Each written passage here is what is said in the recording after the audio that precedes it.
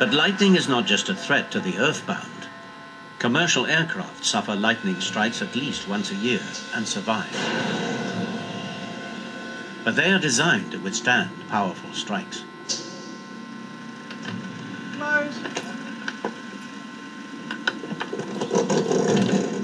Graeme Cooper's 30th birthday present from his girlfriend was a day's gliding lesson.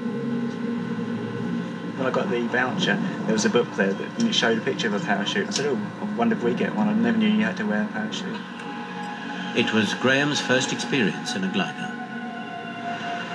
I was nervous. When I came down, I was shaken from the first flight. It is disorientating when you're up there, and things happen so fast. Although thunder had been forecast for later that afternoon, most of the day the weather was fine. There was a lot of cloud, so we did the first flight on the winch, 1,000 feet, fairly short flight. Gliders do not have any power of their own. Right, straighten up now.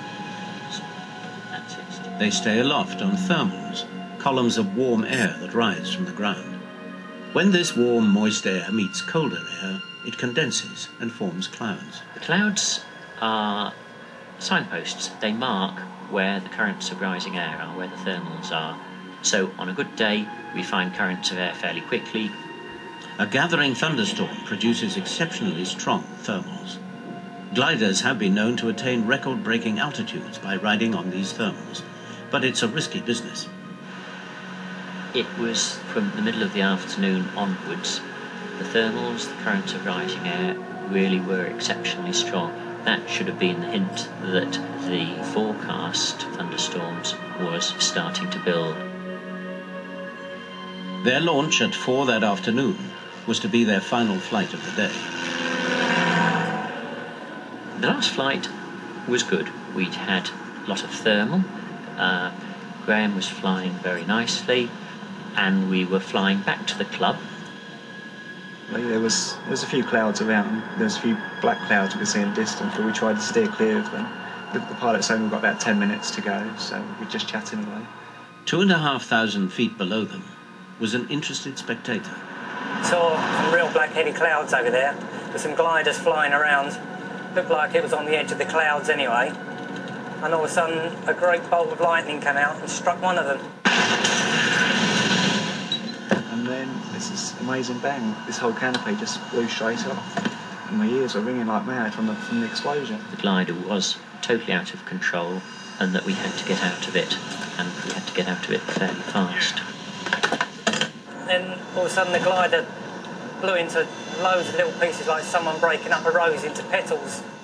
They had seconds to free themselves from the glider and release their parachutes. The shattered remains of the glider followed them down. It just blew it to like 1,000 pieces. It was just like confetti like flying down. Peter, the instructor, broke an ankle on landing, and Graeme fell onto the roof of a disused garage. The glider was blown to pieces. It was as if there were 3 lumps of Semtex placed in the glider, one in each wing and one in the fuselage. The lightning bolt struck the glider's only conductive path. When this glider was struck, the lightning current entered at an equivalent point here, the hinge bracket. It was conducted through the internal actuator rod of the aircraft. Now, when this carried the lightning current from this particular strike, the result was this. This was a piece which was recovered from the wreckage of the glider. The linkages which carried the lightning current all passed behind the co-pilot's seat. So for anybody who's sitting here, you're effectively sitting a few feet from an explosive charge being detonated. The freak lightning bolt that hit the glider was one of the most powerful ever documented. More powerful even than the maximum limit used to test passenger aircraft safety.